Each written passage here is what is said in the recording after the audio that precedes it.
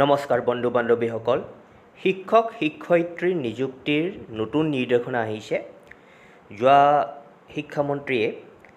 যোৱাকালি শিক্ষামন্ত্ৰীয়ে ঘোষণা কৰিছে বহুতো নতুন নিৰ্দেশনা যে শিক্ষক শিক্ষয়িত্ৰী হ'বলৈ কিছু নিয়ম সলনি কৰিছে ভিডিঅ'টো শেষলৈকে চালে সকলোখিনি তথ্য গম পাব আৰু এই চেনেলটো ছাবস্ক্ৰাইব কৰিবলৈ নাপাহৰিব কাৰণ পৰৱৰ্তী যেতিয়া শিক্ষক শিক্ষয়িত্ৰীৰ যিহেতু নতুন বিজ্ঞাপন আহি আছে বহুতো হাজাৰ পদৰ গতিকে কেনেকৈ এপ্লাই কৰিব লাগিব আৰু কি নতুন নিয়ম হৈছে আৰু কেনেধৰণে সকলো ধৰণৰ আপডেট সময়মতে পাই থাকিব গতিকে বহুতো ভাল খবৰ আহিছে শিক্ষক নিযুক্তি প্ৰক্ৰিয়াত গতিকে সকলো খবৰ সময়মতে পাই থাকিবলৈ এই চেনেলটো ছাবস্ক্ৰাইব কৰক আৰু অতি সোনকালে শিক্ষকৰ নিযুক্তিৰ বিজ্ঞাপন আহি আছে গতিকে এই চেনেলৰ জৰিয়তে যেতিয়া অফিচিয়েল নটিফিকেশ্যন ওলাব তেতিয়া এই চেনেলৰ জৰিয়তে পোনপ্ৰথমে গম পাব আহকচোন আমি ভিডিঅ'টো আৰম্ভ কৰোঁ শিক্ষক শিক্ষয়িত্ৰীৰ নিযুক্তিৰ নতুন নিৰ্দেশনা আহিছে ইতিমধ্যে আপোনালোকে গম পাইছে যে LP টিচাৰত গ্ৰেজুৱেশ্যন মাৰ্ক যোগ নহয় আপোনালোকে মাজতে শুনিছিলে যে এটা ভুল এটা ধাৰণা হৈছিলে যে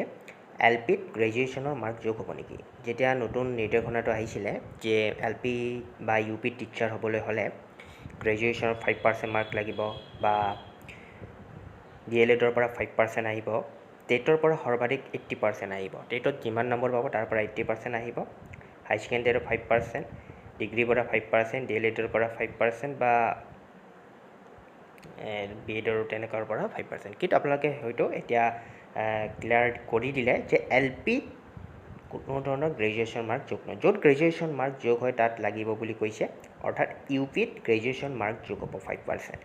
LPত নহয় গতিকে এইটো অতি ভাল খবৰ তাৰপিছত 15,000 পদৰ বিজ্ঞাপন আহিব শিক্ষা বিভাগত যিহেতু যোৱা কেইমাহমান আগত যিটো এটা 32,000ৰ লিষ্ট ওলাইছিলে তাত শিক্ষা বিভাগত 10,000 পদ ওলাব বুলি কৈছিল আৰু যোৱা কেইদিনমান আগতো 7,000 মানে শিক্ষক শিক্ষয়িত্ৰীৰ পদ ওলাব বুলি কৈছিলে যোৱা কেইদিনমান আগত কিন্তু এতিয়া অতি ভাল খবৰ 7,000 নহয় 15,000লৈকে পদ আহিব পদ খালী আছে যিহেতু ইতিমধ্যে শিক্ষামন্ত্ৰী আৰু ঘোষণা কৰিছে বা মুখ্যমন্ত্ৰী ডাঙৰে কৈছে যে 2024 মাৰ্চলৈকে যিমান শিক্ষকৰ খালী পদ আছে সকলোখিনি পূৰণ কৰিব আৰু শিক্ষকৰ যি সমস্যাসমূহ সমাধান কৰিব শিক্ষকৰ যিমান খালী পদ আছে সকলো পূৰ কৰিবলৈ অসম চৰকাৰে চেষ্টা কৰিছে গতিকে অতি ভাল খবৰ গতিকে 15,000তকৈ অধিক পদ খালী হ'ব গতিকে বিজ্ঞাপন আহিব গতিকে 7,000 নহয় 15,000 গতিকে অতিকৈ ভাল খবৰ আৰু যিহেতু গ্ৰেজুৱেশ্যন মাৰ্ক যোগ নহয় LPত এইটো অতিও ভাল খবৰ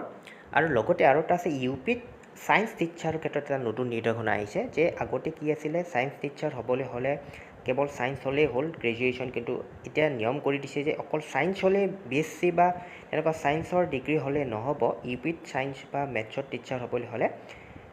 গ্ৰেজুৱেশ্যনত মেথছ পাছ কৰ্চ বা মেজৰ হিচাপে থাকিব লাগিব পাছ কৰ্চ হ'লেও হ'ব নাইবা যদি ডিগ্ৰীত যদি মেথছটো ছাবজেক্টটো নলয়ও তেতিয়া হাই ছেকেণ্ডাৰীত মেথছত 60 বা তাতকৈ অধিক নম্বৰ পাব লাগিব গম পালে যে UPত ছায়েন্সৰ টিচাৰ হ'বলৈ বা মেথছৰ টিচাৰ হ'বলৈ হ'লে মেথছটো গ্ৰেজুৱেশ্যনত পঢ়ি থাকোঁতে ছাবজেক্টটো পাছ কৰ্চ বা মেজৰ হিচাপে থাকিব লাগিব নাইবা যদি গ্ৰেজুৱেশ্যনত যদি মেথছটো ছাবজেক্টটো নলয়ও হাই ছেকেণ্ডাৰীত মেথছটো থাকিব লাগিব আৰু 60 নম্বৰ বা 60 নম্বৰৰ অধিক নম্বৰ হাই ছেকেণ্ডাৰীত পাব লাগিব গতিকে এইটো এটা নতুন নিৰ্দেশনা বুলিয়ে ক'ব লাগিব গতিকে যিসকলে ছায়েন্স টিচাৰ হ'বলৈ বিচাৰি আছে UPত এইটো এটা নতুন নিৰ্দেশনা LPৰ ক্ষেত্ৰত গমেই পালে গ্ৰেজুৱেশ্যন মাৰ্কটো যোগ নহয় আৰু যিটো হাইস্কুল আৰু যিটো মানে হাই ছেকেণ্ডাৰী যিটো টেটৰ কাৰণেও এইটো মানে এটা নতুন কৈছে যে তেওঁলোকৰ টেট নহয় তেওঁলোকৰ এটা বিশেষ পৰীক্ষা হ'ব টেট পৰ্যায়ৰে গতিকে সেই পৰীক্ষাত অৱতীৰ্ণ হ'ব লাগিব আৰু BEd লাগিবই বাকীখিনি কোৱালিফিকেশ্যনখিনি লাগিবই বাকী UPৰ ক্ষেত্ৰত ছায়েন্স টিচাৰৰ ক্ষেত্ৰত হাই ছেকেণ্ডাৰীত মেথছ ছাবজেক্টটো থাকিব লাগিব বা 60 নম্বৰ অধিক পাব লাগিব নাইবা গ্ৰেজুৱেশ্যনত মেথছ ছাবজেক্টটো পাছ কৰ্চ বা মেজৰ হিচাপে থাকিব লাগিব গতিকে এইটো এটা নতুন নিৰ্দেশনা আৰু 7,000 নহয় 15,000ৰ পদ আহিব অতি সোনকালে বিজ্ঞাপন আহিছে প্ৰায় সাজু হৈছে হয়তো এইটো সপ্তাহৰ ভিতৰতে ওলাই যাব পাৰে গতিকে আপোনালোকে এই চেনেলটো ছাবস্ক্ৰাইব কৰিব সকলো ধৰণৰ ইনফৰমেশ্যন সময়মতে আপডেট পাই থাকিব কেৱল আপোনালোকে পঢ়া শুনা কৰি থাকক গতিকে গমেই পালে হাইস্কুল হাই ছেকেণ্ডাৰী টেট নহয় সেইটো আগতে গমেই পাইছে বাকী LP আৰু UPত টেট হ'ব আৰু টেটৰে সৰ্বাধিক যিটো নম্বৰ পাব সেইটোৱে এটা 80% তাত মাৰ্ক যোগ হ'ব গতিকে বহুতো ভাল খবৰ আহিছে শিক্ষকৰ নিযুক্তি প্ৰক্ৰিয়াত গতিকে সকলোখিনি মই ক'লোৱে যে শিক্ষকৰ আৰু এটা কথা আছে কি বহুতো যিহেতু টেট পাছ কৰি থৈছে বহুতো প্ৰাৰ্থীয়ে ইতিমধ্যে যোৱা কেইদিনমানত আপোনালোকে গমেই পাইছে নিউজত এটা প্ৰকাশ পাইছিলে এগৰাকী